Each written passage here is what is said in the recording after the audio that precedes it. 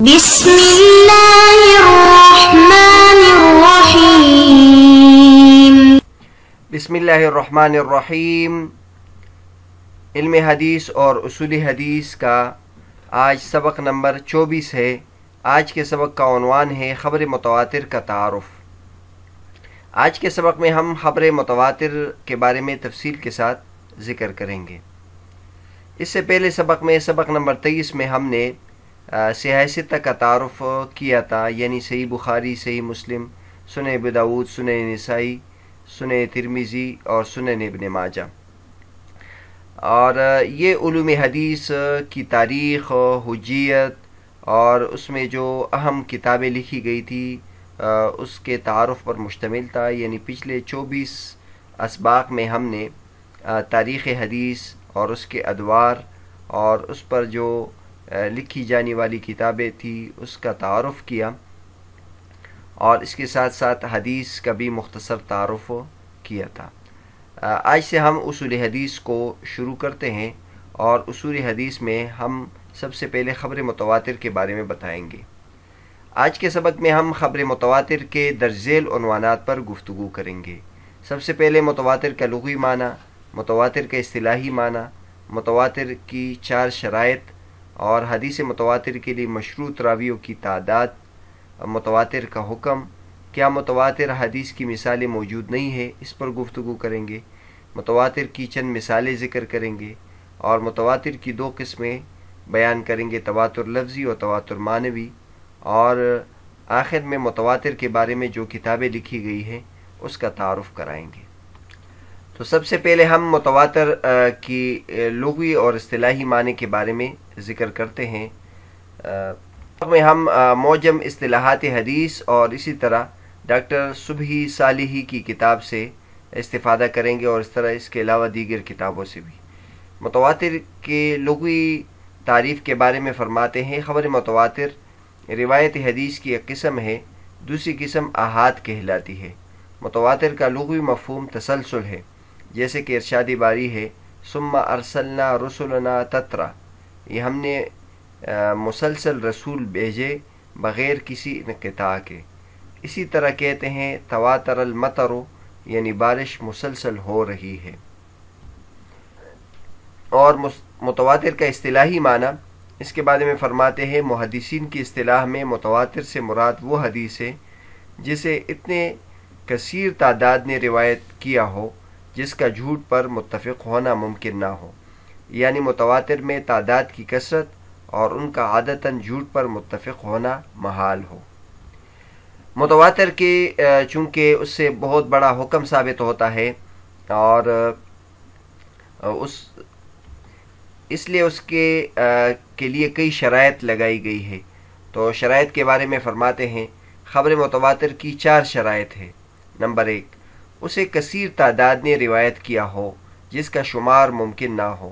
اس سے معلوم ہوتا ہے کہ تعداد کے لیے کوئی عدد مقرر نہیں کیا جا سکتا، باوجود اس کے کہ علم ضروری اور یقینی متعین تعداد سے بھی حاصل ہو سکتا ہے۔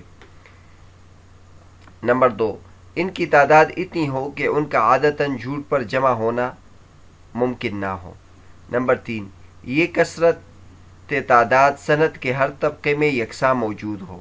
اگر یہ تعداد صرف ایک طبقے یا شروع میں یا وسط میں ہو تو روایت متواتر نہیں ہوگی، بلکہ غریب یا مشہور ہو سکتی ہے۔ نمبر 4، اس خبر کے حصول کا ذریعہ انسانی حواس ہو، یعنی حواس خمسہ کے ذریعے سے اس نے یہ خبر حاصل کی ہو، جس میں چکھنا، چھونا، سونگھنا، سننا اور دیکھنا شامل ہے۔ تو بہرحال خبر متواتر کی 4 شرائط ہے۔ نمبر 1، اتنی تعداد ہو کہ جس کا شمار ممکن نہ ہو، حصر نہ ہو سکے، اور دوسری شرط یہ ہے کہ یہ تعداد اتنی ہو کہ جھوٹ پر اس کا اتفاق محال ہو، اور تیسری یہ ہے کہ یہ تعداد ہر زمانے میں یکساں ہو، یعنی نبی صحابہ کرام کے زمانے میں، تابعین کے زمانے میں، تبع تابعین کے زمانے میں، ہم تک پہنچنے تک ہر طبقے میں یہ حدیث اتنی تعداد کے ساتھ منقول ہو۔ چوتھی جو بات ہے، خبر متواتر کا تعلق خبر سے ہے، اور یہ ان امور سے متعلق خبر ہو جو انسانی حواس سے حاصل کیا جا سکتا ہو۔ اور اس کے مقابلے میں عقل ہوتی ہے. اگر عقلی امور ہو تو اس میں تواتر کا کوئی فائدہ نہیں ہوتا. جیسے مثلا وہ بات جو عقل کے ذریعے سے معلوم ہوتی ہے تو اس میں ایک آدمی بتائے، دو آدمی بتائے، تین آدمی بتائے، اس سے اس خبر کی قوت میں کوئی فائدہ یا طاقت نہیں پیدا ہوتی. مثلا دو دو چار ہوتے ہیں، تو اب اگر دو دو چار ہوتے ہیں یہ ہمیں 1000 بندے بھی بتائے تو اس سے کوئی فائدہ نہیں ہوتا، کیونکہ عقل یہ فیصلہ کرتی ہے کہ دو دو چار ہوتے ہیں. تو لہٰذا اس سے معلوم ہوتا ہے کہ جو ہندو یا دیگر مسلک کے لوگ ہمیں یہ بتائے کہ گوتم بدھ خدا ہے اور وہ لاکھوں کی تعداد میں ہو، تو اس خبر سے کوئی فائدہ نہیں پہنچتا، کیونکہ اللہ کو ثابت کرنا یہ عقل کے ذریعے سے ہوگا کہ ایک انسان جو مرتا ہے، کھاتا ہے، پیتا ہے اور اس پہ بیماری آتی ہے اور وہ فنا ہو جاتا ہے تو وہ کیسے خدا ہوتا ہے. تو ہم اللہ تبارک و تعالیٰ کے وجود کو بھی عقل کے ذریعے سے ثابت کرتے ہیں. تو لہٰذا خبر متواتر سے جو فائدہ حاصل ہوتا ہے، علم یقین کا فائدہ حاصل ہوتا ہے، اس کے لیے ضروری ہے کہ وہ اس کا تعلق خواص سے ہو. اوپر ہم نے یہ بات کی کہ متواتر کے لیے اتنی تعداد ضروری ہے جس سے یقین حاصل ہو جائے، اور پھر اس کے لیے تعداد کی شرط ہے کہ نہیں ہے کہ 4 ہو، 5 ہو، 10 ہو، 70 ہو، 80 ہو، 200 ہو، 700 ہو. آیا کوئی تعداد شرط ہے؟ تو جمہور علماء کرام فرماتے اس کے لیے کوئی تعداد شرط نہیں ہے. البتہ بعض حضرات نے اس کے لیے مخصوص تعداد بتائی ہے، لیکن یہ درست نہیں ہے. چنانچہ اس کے بارے میں ڈاکٹر صبحی صالحی فرماتے ہیں، متواتر کی تعریف میں یہ قید کہ عقل ان کے جھوٹ پر جمع ہونے کو محال سمجھتی ہو، ہم نے اس لیے عائد کی ہے کہ ان متعارض اور متخالف نظریات سے بچ سکے جو اس جماعت کی عددی تعیین کے بارے میں بلا برہان و دلیل پیش کیے گئے ہیں.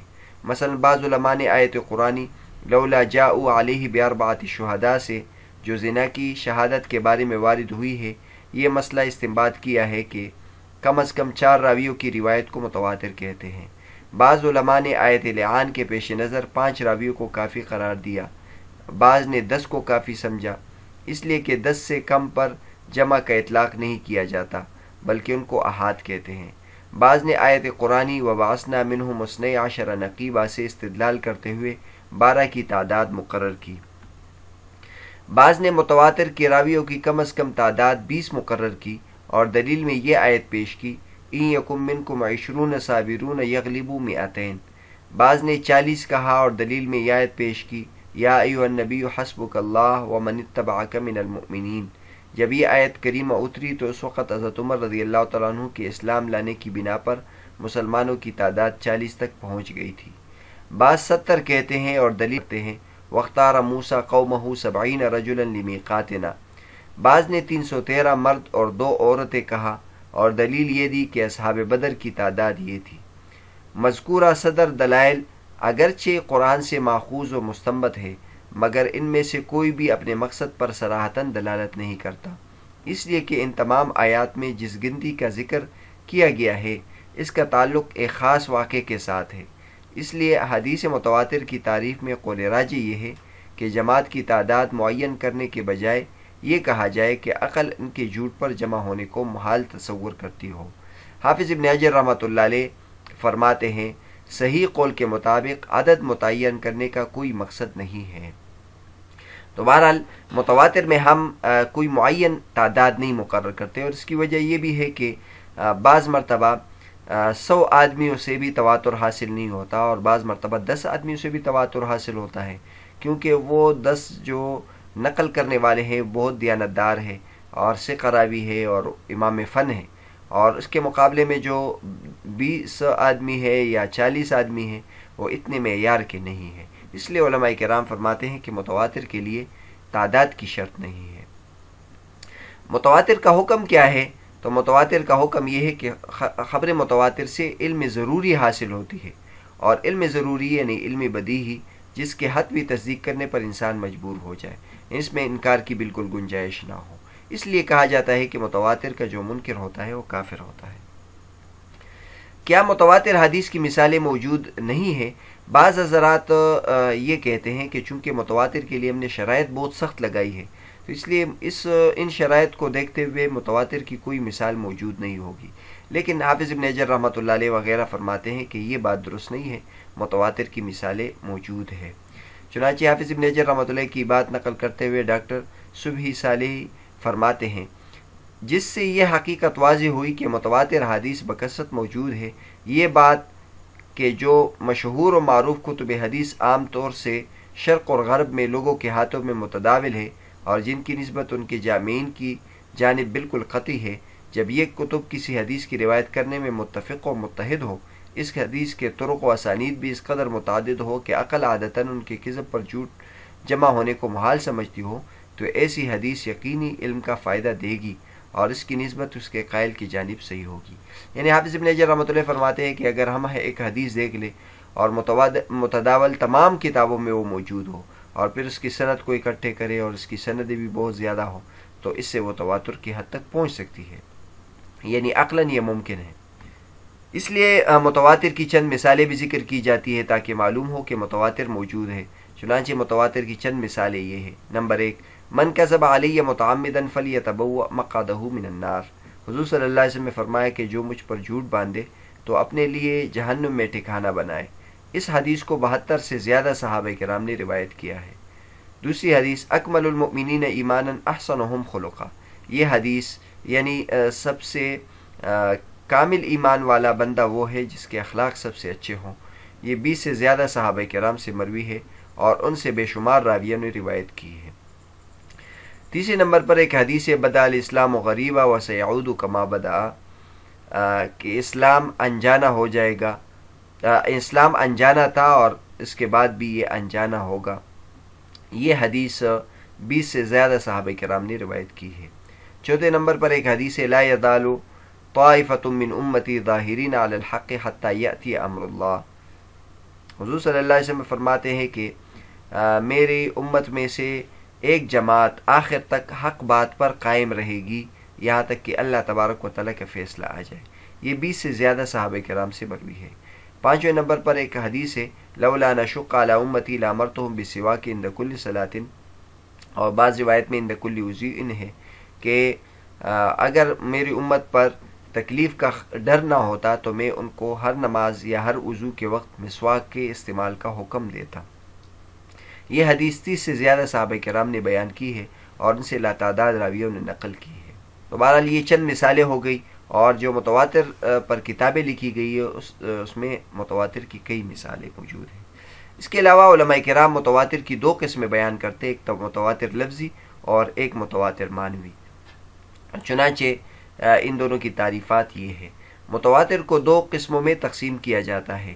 نمبر 1 متواتر لفظی، وہ روایت جس کے الفاظ و معنی دونوں متواتر ہو، جیسے کہ گزشتہ حدیث، جو حدیث ہم نے ذکر کی یہ متواتر لفظی تھے.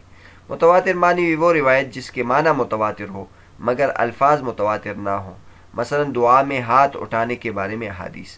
تو اب دعا میں ہاتھ اٹھانے کے بارے میں جو حدیث ثابت ہے تو کوئی دعا استسقاء کے بارے میں ہے اور کوئی دعا نماز کے بعد کی ہے یا کوئی کسی اور موقع کی ہے، یعنی سب کسی ایک خاص موقع کی نہیں ہے، لیکن بالجملہ ان سے ہاتھ اٹھانا اس میں ثابت ہے. ہم اگر حدیث کو متواتر لفظی اور معنوی میں تقسیم کر دیتے ہیں تو پھر حدیث متواتر کی مثالیں اور زیادہ ہو جاتی ہے، کیونکہ تواتر معنوی بہت زیادہ حدیث میں ثابت ہے، اور بلکہ دین کا جو ہمارے پاس جو دین ہے، شریعت ہے، اس کا اکثر حصہ تواتر معنوی کے ساتھ ثابت ہے. متواتر کے بارے میں جو کتابیں لکھی گئی ہے اس کا بھی مختصر تعارف کرتے ہیں. چونکہ متاخرین علماء کرام متقدمین علماء کرام میں سے بعض حضرات نے کہا تھا کہ متواتر کی مثالیں ملنا مشکل ہے. متاخرین کے پاس چونکہ کتابوں کا وافر ذخیرہ تھا اور ان کے لیے متواتر حدیث کو ڈھونڈنا آسان تھا، اس لیے انہوں نے متواتر کو ڈھونڈ کر اکٹھے کیا ہے. چنانچہ اس سلسلے میں مشہور تصانیف، ایک تو علامہ سیوطی رحمۃ اللہ نے 2 کتابیں لکھی ہے، الفوائد المتکاثرہ فی الحدیث المتواترہ، اور پھر اس کو خلاصہ کیا الاظہار المتناثرہ. اسی طرح ابن طولون دمشقی کی کتاب ہے اللآلی المتناثرہ فی الحدیث المتواترہ. علامہ زبیدی رحمۃ اللہ علیہ کی کتاب لقط اللآلی المتناثر فی الحدیث المتواترہ، اس طرح محمد بن جعفر القطانی کی کتاب نظم المتناثر فی الحدیث المتواتر۔ نواب صدیق حسن خان نے ایک منتخب لکھا ہے الحرز المکنون من لفظ المعصوم المامون، یہ اللآلی المتناثرہ کا انتخاب ہے۔ اس کتاب میں انہوں نے 40 منتخبہ حدیث جمع کی ہے۔ تو بہرحال آج کا جو ہمارا سبق تھا، سبق نمبر 24، اس میں ہم نے خبر متواتر کا تعارف بیان کیا، اور اس میں متواتر کا لغوی معنی، متواتر کا اصطلاحی معنی، متواتر کی 4 شرائط، حدیث متواتر کے لیے مشروط راویوں کی تعداد، متواتر کا حکم، کیا متواتر حدیث کی مثالیں موجود نہیں ہے، اس نظریے کا رد کیا، اور متواتر کی پھر چند مثالیں ذکر کی، متواتر کی پھر 2 قسمیں ذکر کی، متواتر لفظی اور تواتر معنوی، اور پھر متواتر کے بارے میں جو کتابیں لکھی گئی ہیں ان کا مختصر تعارف کیا۔ اگلے سبق میں ہم خبر مشہور کے بارے میں تفصیل ذکر کریں گے۔